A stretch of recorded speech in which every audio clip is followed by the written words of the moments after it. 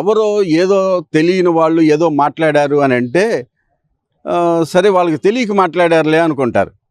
రామయ్య గారు వరల రామయ్య గారే కదా, ఈ వరల రామయ్య గారు మాట్లాడారు అంటే ఇది కూడా ఇంకోటి సిగ్గుపడే విషయమే.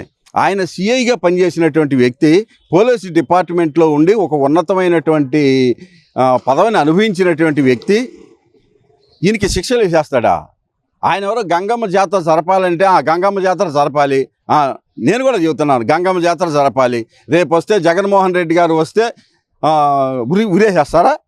గంగమ్మ జాతర జరిపితే ఉరేసేస్తారా? జరుపుకోకూడదా? హైదరాబాదులో ఉన్నటువంటి జగన్ అభిమానులు అందరూ అక్కడే పుట్టి పెరిగారని లేకపోతే ఇక్కడి నుంచి వెళ్ళి సెటిల్ అయిన వాళ్ళు లేరా? ఆయన అభిమానులు ఉండరా? మీకు ఇంగ్లాండ్లో చంద్రబాబు అభిమానులు ఆయన జైల్లో పెట్టినందుకు, చంద్రబాబు నాయుడు గారిని జైల్లో పెట్టినందుకు ఆయన దానికి నిరసనగా ఇంగ్లాండ్లో భారీ స్థాయిలో ఏంటది ప్రదర్శనలు చేసినట్టుగా మీ పేపర్లోనూ మీ టీవీల్లోనే వచ్చినాయి కదా. అక్కడ ఆయనకున్నది హైదరాబాద్లో జగన్మోహన్ రెడ్డి గారికి ఉంటాం తప్ప ఆయన అభిమానం కొద్దీ గంగమ్మ జాతర చేస్తారయ్యా.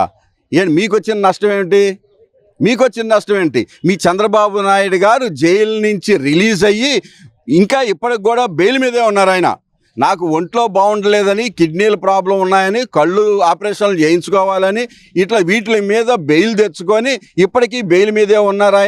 ఆయన రాజమండ్రి జైలు నుంచి విజయవాడ వరకు చేసిన ప్రదర్శన ఏంటి? మీరు ఏ అంశం మీద మీరు బెయిల్ తీసుకొని బయటకు వచ్చారు? మీరు చేసినటువంటి ప్రదర్శన ఏంటి? మీకు తప్పు అనిపించలేదా? వరల రామయ్య గారు మీకే చెబుతున్నా, మిగతా వాళ్ళంటే సామాన్యులు, వాళ్ళకి చట్టం తెలియదు, న్యాయస్థానాల గురించి తెలియదు, అవగాహన ఉండదు అనుకోవచ్చు. మీరు ఒక సిఐగా ఒక పోలీసు దీనిలో ఒక ఉన్నతమైనటువంటి పదవిని అనుభవించినటువంటి వాళ్ళు మీరు ఉరేసేస్తారా? లేకపోతే ఆయన పార్టీల నుంచి బహిష్కరించేస్తారా? అసలు ఇండియా నుంచి కూడా బహిష్కరించేసి లేకపోతే వేరే దీవులకి ఏమన్నా పంపించేద్దాం, అండమాన్ నికోబార్ దీవులకి ఏమన్నా పంపించేద్దాం. ఇట్లాంటివి ఏమన్నా పంపించాల్సి వస్తే జగన్మోహన్ రెడ్డి గారు అవినీతి కేసులో జైలుకి వెళ్ళాలా? గుర్తుపెట్టుకోండి.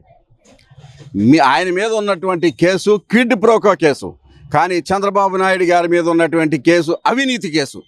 అది తెలుసుకోండి. వరల రామయ్య గారు మీకే చెబుతున్నారు. మళ్ళీ జగన్మోహన్ రెడ్డి గారి మీద ఉన్నటువంటి కేసులు క్విడ్ ప్రోకో కేసు, అది ఇంతవరకు తేలలేదు.